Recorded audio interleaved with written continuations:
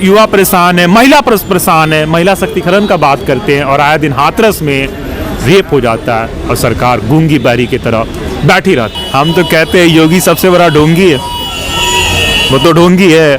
52 FIR होके अपने आप को योगी जी कहते हैं। जब रोजगार के बात करते हैं तो टुकड़े टुकड़े गैंग कहलाते हैं। छात्र सवाल करता है तो वो भी टुकड़े टुकड़े गैंग हो जाता है। नोटबंदी में आम जनता को समझ में नहीं आया, किसान को समझ में नहीं आया। मतलब इनका कोई भी बिल वो फायदेमंद होता है। अब बैंक प्राइवेटाइजेशन हो रहा है, बैंक हड़ताल पे है और वो ये भी कहेंगे कि ये भी आपको नहीं समझ में आया, तपस्या में कहीं कमी है। मोदी जी कहते हैं सबका साथ सबका विकास, सबका साथ सबका विकास कहाँ दिख रहा है। नमस्कार, स्वागत है आपका नेशनल दस्तक में। मैं पूजा माथुर इस वक्त मौजूद हूँ प्रेस क्लब में। यहाँ काफ़ी तादाद में जो है लोग आए हुए हैं। यहाँ पर जो CAA प्रोटेस्ट हुआ था 2 साल पहले, जो ब्रूटिलिटी जामिया हिंसा हुई थी छात्रों के ऊपर, जो सारे छात्रों के ऊपर लाठियाँ बरसाई गई थी, कैनन वाटर जो है उनका छिड़काव किया गया था। इसी भरी ठंड में जो है छात्र जामिया में बैठे थे, जामिया के बाहर बैठे थे, उनके साथ बर्बरता की गई थी। उसी प्रोटेस्ट को जो है वहाँ की महिलाओं ने, मुस्लिम महिलाओं ने वहाँ पर जो है रात भर बैठकर और कितने दिनों तक बैठकर जो है उन्होंने उसको पूरा चलाया था। पर कोरोना का हवाला देकर सरकार ने उन्हें वहाँ से हटा दिया। अब वैसा ही धरना जो है हमारे किसान भाई कर रहे थे पर उन्हें नहीं हटा पाए। यानी कि हर युवा छात्र, SSC GD के छात्र, जंतर मंतर आप जाके देख लीजिए, वहाँ पर जो छात्र बैठे हुए हैं वो भी प्रोटेस्ट पे बैठे हुए हैं। CAA NRC जो लेकर आए थे सरकार, उसके खिलाफ जो है धरना हुआ। जगह जगह पर छात्र और युवाएं और महिला बच्चे प्रोटेस्ट कर रहे हैं। क्या इन्हें जस्टिस नहीं मिल रहा है? क्या इनको उस तरीके की जो हक अधिकार की बात जो सरकार कहती है, सबका साथ सबका विकास, क्या वाकई में इस तरीके का जुमला जो वो देते हैं वो वाकई में सिद्ध हो रहा है? आइए अभी इन्हीं से समझते हैं। हमारे साथ अफजल हैं जो बराबर शाहीन बाग में प्रोटेस्ट में एक्टिव थे, उन्हीं से हम बात कर लेते हैं। तो यहाँ पर क्यों यहाँ पर इकट्ठे हुए हैं आप लोग? देखिए, इकट्ठे होने का ये मैसेज था कि justice delays is justice denied. हम वो 13 से लेकर 15 सितंबर 2019 वर्चुअल संडे को याद करते हैं और हम आंखें नम हो जाती हैं कि कैसे बच्चे पे लाठी चार्ज किया गया। उन्होंने बचने के लिए अपने आप को छज्जी से फाना और पुलिस दर के पानी चलाने लगे और बहुत इंजर्ड हुए, बहुत सारे नाम हैं। और उसमें हम देखें कि जब आंदोलन स्टार्ट हुआ शाहीन बाग का, आज 2 साल हो गया, उसमें देखा गया कि महिला कैसे लिट की। उसके बाद कितने लोगों को शहीद होना पड़ा, कितने लोगों की मौत होनी पड़ी और बहुत लोगों पे UAP चार्ज लग गया। मैं ये कहता हूँ कि आने वाले टाइम में सांस लेना भी UAP हो जाएगा। खाना अगर 3 टाइम खा रहे, 4 टाइम खा रहे तो वो भी UAP के अंदर आ जाएगा। तो कैसे जब रोजगार के बात करते हैं तो टुकड़े टुकड़े गैंग कहलाते हैं। छात्र सवाल करता है तो वो भी टुकड़े टुकड़े गैंग हो जाता है। नोटबंदी में आम जनता को समझ में नहीं आया, किसान को समझ में नहीं आया। मतलब इनका कोई भी बिल वो फायदेमंद होता है। अब बैंक प्राइवेटाइजेशन हो रहा है, बैंक हड़ताल पे है और वो ये भी कहेंगे कि ये भी आपको नहीं समझ में आया, तपस्या में कहीं कमी है। मोदी जी कहते हैं सबका साथ सबका विकास, सबका साथ सबका विकास कहाँ दिख रहा है? एक पार्टिकुलर कम्युनिटी पे, एक मार्जिनलाइज्ड कम्युनिटी पे आप टारगेट कर रहे हैं। हमने देखा कोरोना टाइम में कैसे एक पार्टिकुलर कम्युनिटी को ब्लेम किया गया स्प्लिट करने के लिए कोरोना, बाद में हाई कोर्ट फटकार लगा। दूसरा एग्जाम्पल बैंगल सेलर को देखें मध्य प्रदेश में, और मनोवर फारूकी का शो नहीं होने दिया। 3 जगह है, तीनों जगह अलग अलग गवर्नमेंट है, रिजल्ट सेम है। हम कैसे इसको टैकल करें? कैसे मोदी जी कह रहे हैं कि सबका साथ सबका विकास, एक कम्युनिटी को इकोनॉमिकली सोशली टारगेट किया जा रहा है, इस पे हम कैसे काम करें?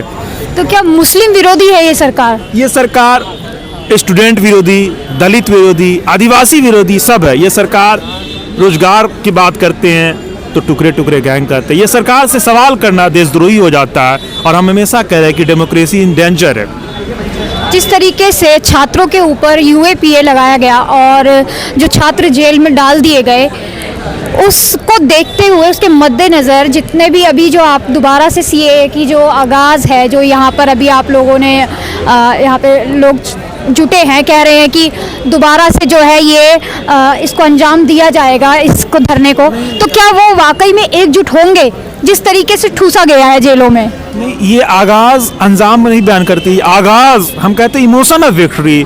सफगुरा जरगर, मिरान हैदर, उमर खालिद, बहुत सारे लोग जेल में हैं। एंटी सीए प्रोटेस्ट करने के जुल्म में निर्दोष लोगों को जेल में डाला गया है। और कपिल मिश्रा खुलेआम घूम रहे हैं, जो कहते थे देश के गद्दारों को गोली मारो सालों को, ये खुलेआम घूम रहे हैं। जामिया पे गोली चल जाता है, उनको बेल मिला गया हुआ है। कैसा इंसाफ की बात करते हैं हम? जस्टिस डिलेड जस्टिस डिनाइड का ही बार बार रिपीट करते हैं, क्योंकि 20 साल के बाद कोई बहुत अच्छे जज आएंगे और कहेंगे ये सारे लोग निर्दोष हैं, उनकी उम्र खत्म हो जाएगी, वो जॉबलेस हो जाएंगे, उनको जॉब नहीं दिया जाएगा। हम किससे सवाल करें? हम तो सवाल राजा से ही करेंगे ना, प्रजा होकर राजा से ही सवाल करेंगे। घर में दिक्कत होता है तो हम अपने गार्जियन से करते हैं, हम मोदी जी से सवाल करते हैं कि जिस तरह के CA/NRC में लोगों अनलॉफुल एक्ट के तहत जेल में आए गए हैं, उन लोगों पे UAP जो लगाए हैं उनको ख़त्म किया जाए और एक बिल लाया जाए कि NRC CA से हमसे गलती हो गया, उसको हम ख़त्म करें संसद में जाकर।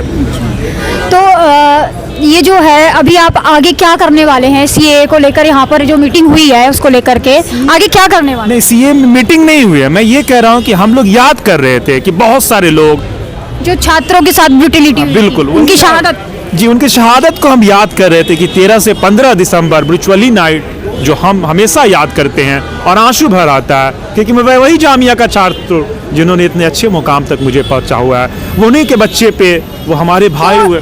2 साल बाद आप जो है उनके साथ जो बर्बरता हुई, हिंसा हुई, जामिया हिंसा हुई, उसको अब याद कर रहे हैं, तो मकसद क्या है? याद तो दिलों में है। आज मैं फोटोग्राफी के थ्रू, क्योंकि कहते हैं ना कि जो painting is art which things can not be done before, और हम उसको भुलाया नहीं जा सकते। उसको चित्र में हम लोग कलेक्ट करके मैंने दिखाया कि कैसे 13 से लेके टिल 24 मार्च तक किस तरह से हिंसा, किस तरह से जामिया में गोली चलती है, किस तरह से शाहीन बाग में गोली चलते हैं। उस सारी चीज़ों को हमने फोटो में दर्शाने का कोशिश किया और हमने याद किया उस जाबाज साथी का, उस सफगुरा जरगर का, जिन्होंने प्रेग्नेंट रहते हुए बहुत बड़ी सेक्रीफाइस दी। उस सलाम है मेरी बहन को, जिन्होंने हक की लड़ाई में, खिलाफत मूवमेंट भी बहुत बड़ा स्टार्ट हुआ था, ब्रिटिश मूवमेंट भी के खिलाफ भी हम लोग स्टार्ट किए उस मूवमेंट से, और या के शाहीन बाग मूवमेंट, इन्होंने एक मॉडल क्रिएट किया कि आने वाले समय में अगर ये सरकार नहीं सुनती है तो फिर हम सरकार से सवाल करेंगे, जवाब मांगेंगे कि यह बिल आप रद्द कीजिए।